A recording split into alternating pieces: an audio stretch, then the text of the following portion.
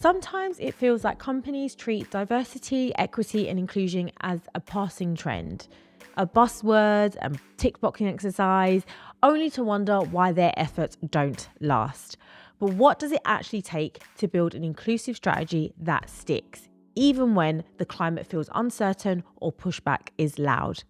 Today's guest, Adiat Baker, Global Inclusion and Social Impact Strategist at Mintel, has spent the past 5 years driving DEI from the sidelines into the DNA of a global organization.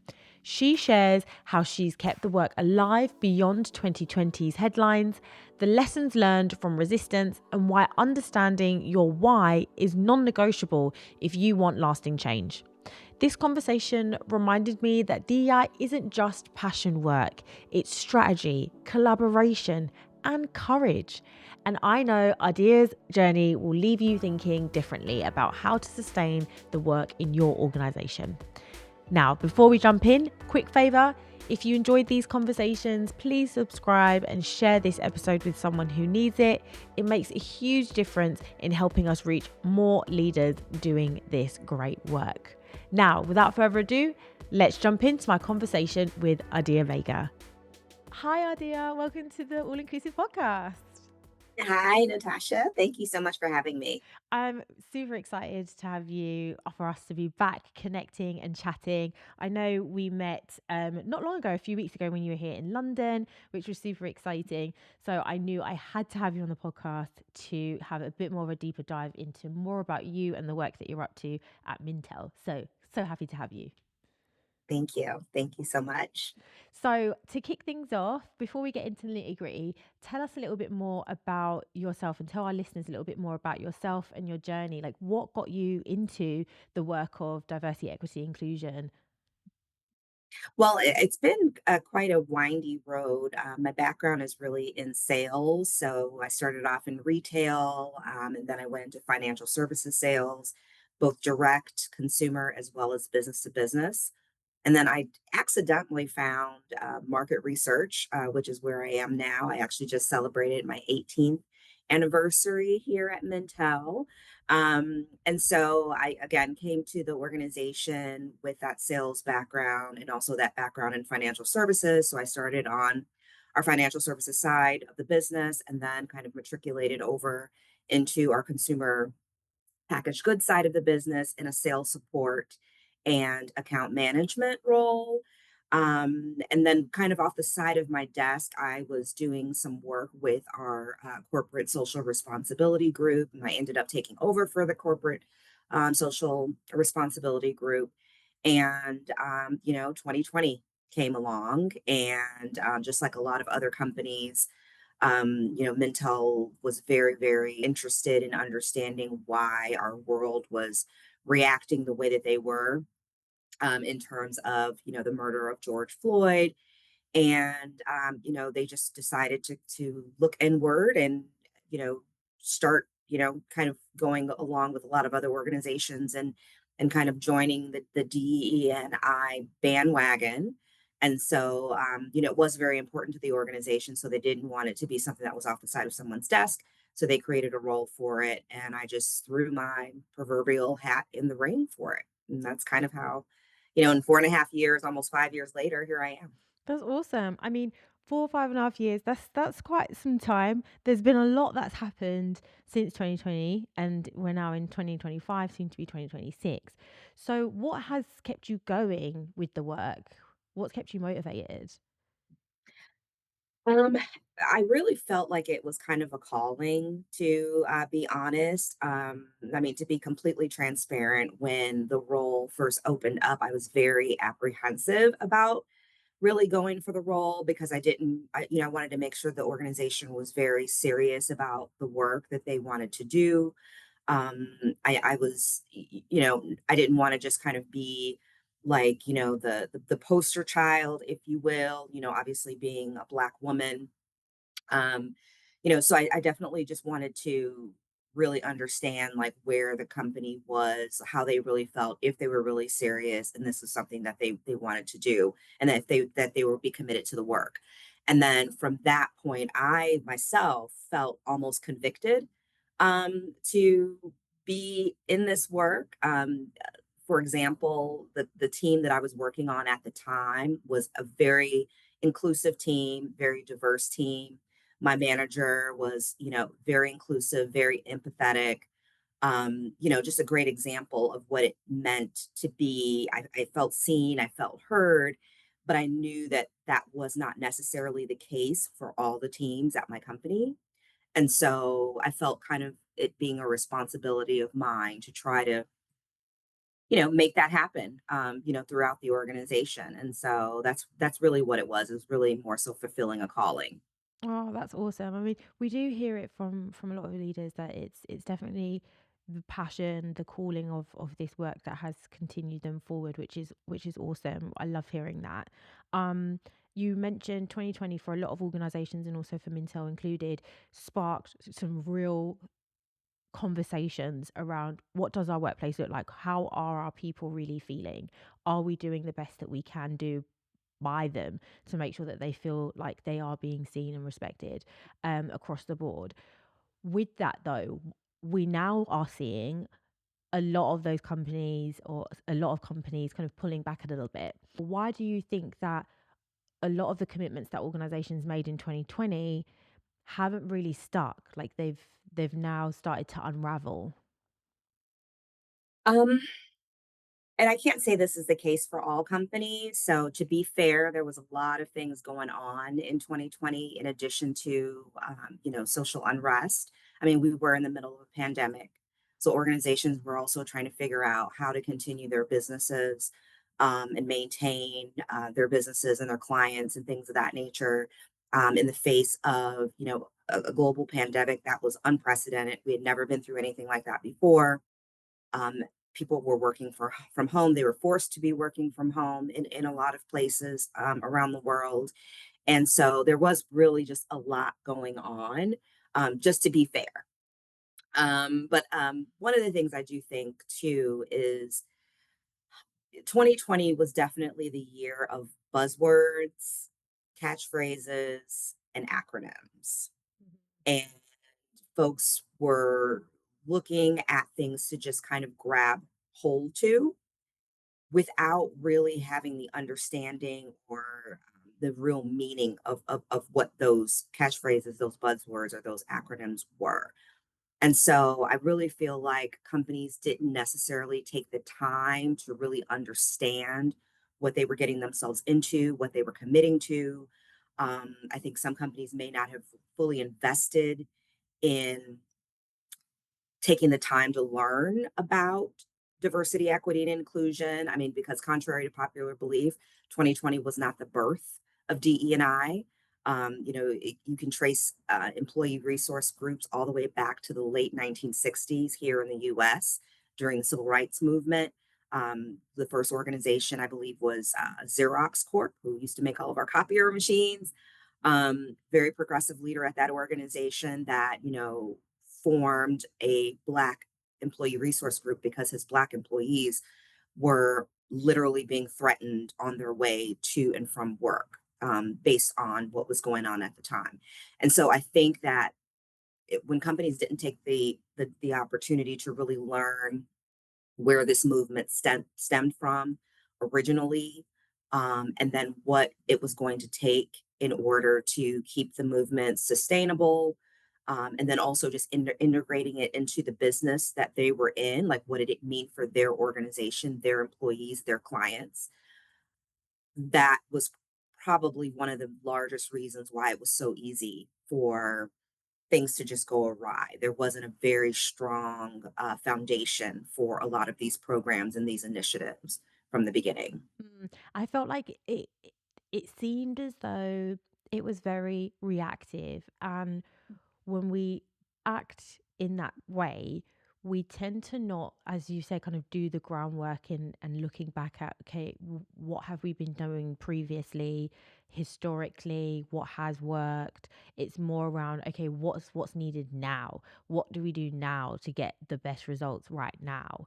And we saw a lot of organizations had it more so as like a side project, as in addition to the way we work, we're also going to be looking at this, or we're also going to be focusing on our diversity of our workforce and how many people, women we have. And whereas I feel organizations that are now or have really seen some deep rooted success and have been really sustainable in their work ethic around this work, are the ones that have really thought about how can we integrate this work across the entire business.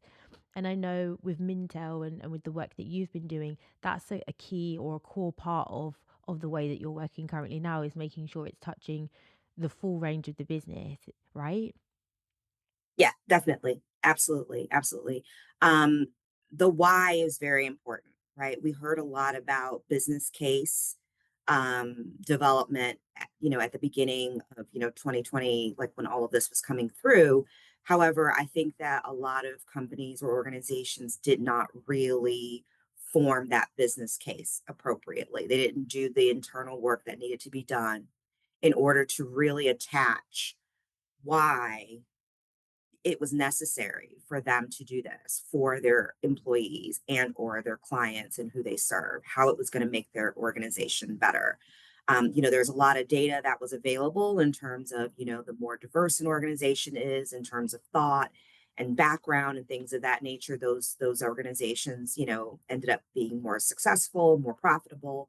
But I think a lot of businesses didn't really take that to heart and find or look at the way that that could be, possible for their own organizations. And so they didn't really own it. And so it's easy for, something that you don't own to be taken from you. I mean, Mm, honestly, it's easy for, language that you don't make your own, that you're just grasping at because it's what's popular at the time. It's easy for that language to be turned around and weaponized. I mean, look at the word woke and what that meant. What it started off as a colloquialism that was used by, a community of people. And, because it became the catchphrase of, that particular year, folks took it and ran with it, giving it their own definition to what it meant, and it ended up being not what it was intended to be. And so I feel that, you know, folks' inclusion activity and or initiatives, the same thing kind of happened there as well. They didn't own it. They didn't put their stamp on it. They didn't internalize it. They didn't do enough research. They didn't invest enough in terms of a person or people who could consistently, be out in the marketplace, understanding how things were changing and evolving in real time, what adjustments needed to be made to the initiative or the strategy in real time. There's just a lot of things that, and unintentionally, right? I think that a lot of organizations, not speaking for all, but I think most organizations went into it with the best of intentions, but didn't quite get there. And so mm. it was, really easy for, looking down the road 4 years, 5 years later, for it not have been sustainable and them not be able to, to continue, going down the road of, you know, making sure that it stuck. Yeah, no, and like with that, I think you've made some really great points as to kind of where organizations fell down a little bit. Now we are where we are, right? We're in this current world. Um, with that knowledge and you knowing that, okay, these are the things that I think organizations missed the mark on when they were starting this work. Going forward, what are you committed to now? Like how are you working now to ensure that you're always going to be continuing to be successful in this line of work and that it's going to be going in the right direction. Yeah, so I definitely had to take a long look at our organizational values, and who we are as a business, what we do. And so I kind of started there. We're a market research firm. And so we, specialize in telling our clients and advising our clients on what people want and why, consumer behavior, right?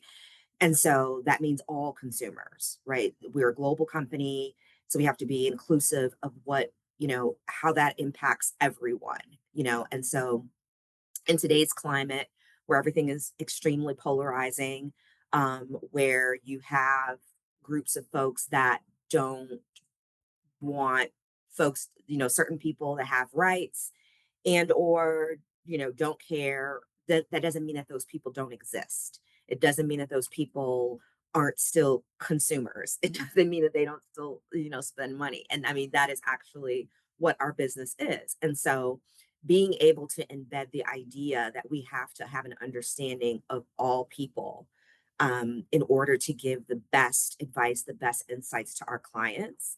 I mean, that is like, I just completely drove that home to my senior leadership. And they're like, well, yeah, that totally makes sense. That is who we are as a business, regardless of what government might be in place or whatever. That is always who the company is and is going to be and what the company is going to do. So I think one of the biggest suggestions that I would make to organizations that do want to continue to do the work is they really have to look inward in terms of who they are and what type of company they want to be. And that's from a business standpoint, that's from a cultural standpoint, all of that, and then just start from there. But that's really, kind of where I started. Like we have to know this stuff in order to do our business, right? And so that was just a great opportunity to integrate, being inclusive, being equitable, being diverse, having, folks from different backgrounds and experiences and cultures and things of that nature, being able to really, be heard and seen in our business because part of that is how we do business, period. Mm. Did you face any resistance or pullback in the approach that you were taking? Initially, a little bit, especially recently. I'm here, what's going on in the US in terms of, the politicizing of DE&I and so on and so forth. And so I took that as an opportunity to kind of just like take a step back and look at what worked well or what has been working well for us and some areas that, there were opportunities for improvement. And the biggest opportunity was to really brand what we do and make it a part of our DNA for real. And so initially, some of the pushback that I did get was, well, this might not be a good time to do that because the employees might think that we're doing it, as a reaction to what's happening, in the world right Yeah. now, Which I think is a and fair things of that comment to nature. make. Yeah. Totally Yeah. fair, Mm. totally fair, and, I mean, and to some degree, it was a response, Mm. but it was definitely something that needed to happen, Mhm. and when you know better, you do better, so we had spent, 4.5 years learning and understanding, and the world was changing, and we had to change with it, the world was evolving, and we had to evolve with it, so eventually, my senior leadership was completely 100% behind me because it made sense. We knew that we wanted to continue with the work. It was just a matter of how do we do that and how do we make it feel like it's something that's authentic and how do we ingrain it so that it is in our organizational DNA, and part of our success. And with that, like, where do you start? Like, what for you was, okay, the first step we're going to do in order for us to get this clarity, we need to do X? What did that look like for you? I had already been thinking about this maybe about 2.5 years ago, because I had noticed just, in, you know, conversations and things that I had read, and speaking to other people that were kind of in the market or that were doing the work, I could already see language being weaponized, and so I started with, well, what does this language actually mean to us? Is this our word or is this a word that, or a phrase or term that we're just grabbing onto because that's what everyone is saying? Right. And so I started just like actually pen to paper looking at verbiage that we use throughout the organization that described who we were, what our values were, our mission, and I started translating that that language to our inclusion initiative, right? So it was really kind of a slow process. And I kind of was holding on to it until, everything that Yeah. happened or transpired earlier this year. Mm. But yeah, I started with just like the language that we were using, right? How we were describing what diversity, equity, and inclusion even meant, right? I stopped using DEI for the most part because it had become almost a noun and it didn't really, resonate in terms of what it actually meant. So when you begin to talk about like anti DEI or unlawful DEI, yeah, if you're just using DE&I. But if you say actually diversity, inclusion, equity, so you're anti-diversity, you're anti-inclusion, you're anti-equity, that really makes people kind of stop and think like, oh, okay, what is that? What am I really saying? What does that really mean? So yeah, I felt like starting with language was really the kind of springboard to begin to like really understand what needed to happen to kind of move things forward and make things a little bit more sustainable. I'm assuming the idea and the work was yourself, obviously, but w- did you reach out to other areas of the business to help you in reaching the goals that you're wanting with this? I did. I worked really closely with our marketing and PR department because, again, the way things are perceived and the way that you communicate things are very important. And I think that that really has a lot to do with um, whether you're going to receive a lot of backlash or not, or whether folks are going to be completely on board to do what you need them to do is really all about how you say it and and how you communicate it. And so, yeah, I did definitely work really closely with our PR and our marketing team to kind of make sure that we were striking the balance in terms of not framing, different things in a way that it was off-putting to some, because everyone's going to think about like what's in it for me. And, if I want them to be engaged in the work that we're doing, if I want them to be a part of the work, if I want them to be allies in the work, I had to reach them. I had to reach everyone at where they were. And so again, we worked together in terms of making sure that we, use the type of language that was inclusive to everyone, use the type of language that was, um, concise and also, made sense to people um, and engage them in the work. And so, yeah, that's probably one of the biggest groups across the business that I worked with initially was definitely PR, communications, and marketing in terms of how my message was going to sound and really analyzing who my audience was going to be to get them to buy in. That's awesome. And the reason why I asked that question is because I think, and from speaking with a lot of leaders, that collaborative effort across the organization does really work wonders. You're able to get the impact that you're wanting in the best way because you're leaning on the expertise of others around you. And as long as they're understanding what your vision is, I think it just totally makes sense. And so it's great that you were able to highlight that in this conversation is that actually there isn't, if you have an idea, reach out to your PR and comms team, discuss it with them. They're actually probably able to kind of help you gain the right language that you're actually looking for and how best to format it and position it in a way that's going to work for the employees at Mintel and also internally as well as externally, right? Exactly. And They're going to be able to guide you on what the language needs to sound like going to your senior leadership team because obviously that's you need to get buy-in from them first and foremost, and I'm talking about the highest level, so even your CEO, um, on down, your C-suite, on down to like your top management. And so they're going to be able to guide you on how to talk to them in their terms and terminology that they'll understand, in language that will be persuasive enough so that they'll be able to see it. Like everything is a sale, right? And so, and then on down to, okay, so what is that language now going to look like when you're talking to, the average employee at the organization? What is that language going to look like to your marginalized employees versus your, employees that aren't identified as marginalized? What's in it for them? Language is so important. It's not always what you say, it's how you say it. And so I want to say that any idea that anyone has in corporate, you know, get folks that are on your PR, your comms team behind you first to kind of guide you and advise you on how to put your pitch or your sell or your whatever together to make it really drive the impact that you're intending to drive. It's definitely a strategic effort. I think a lot of people got into this work on passion alone, and that can only take you so far because at the end of the day, businesses operate in order to make money to be profitable.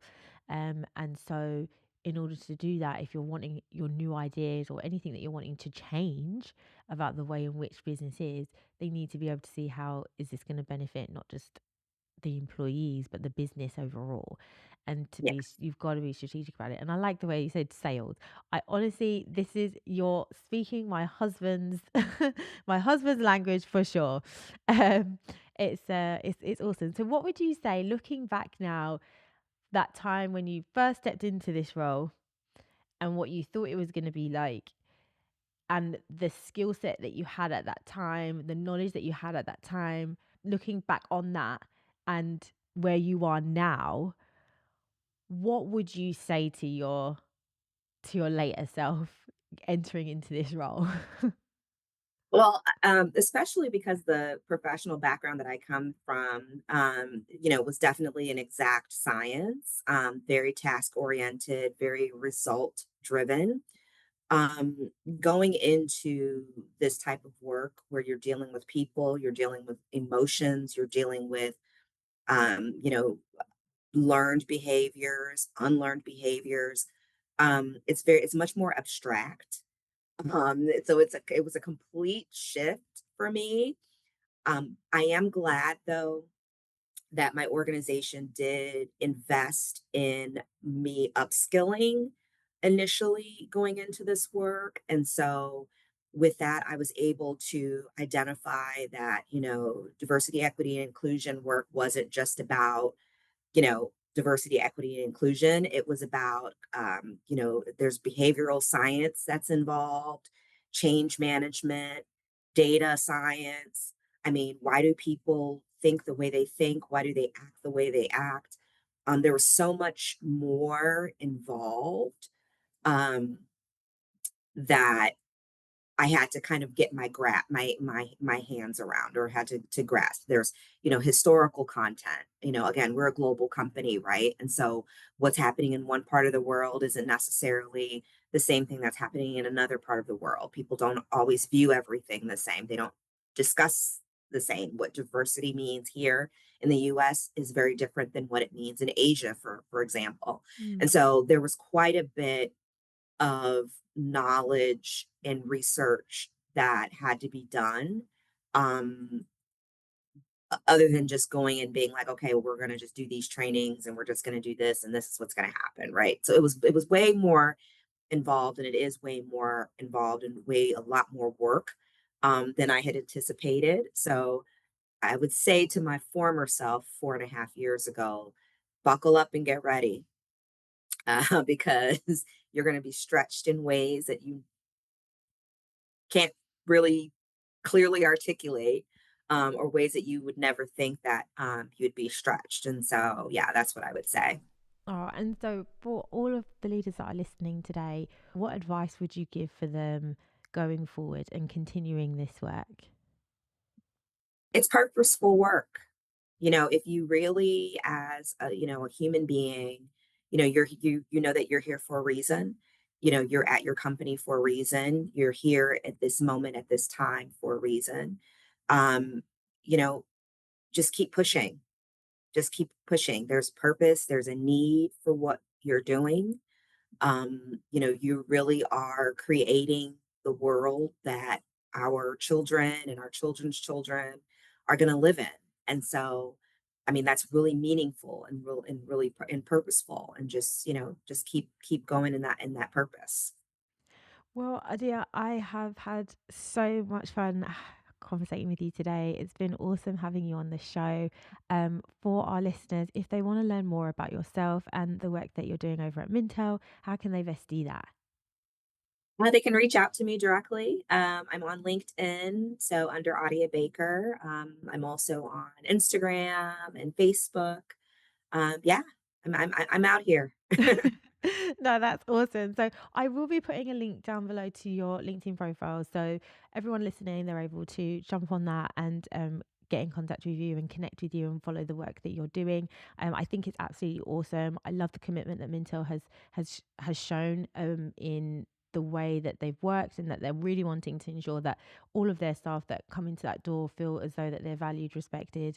So let's hope more organizations understand the importance of that and continue on the work also. But with leaders like you, I mean, it's inevitable, right? So Yes, yes. Well, that's why I come to work every day. no, So, that's yeah. awesome.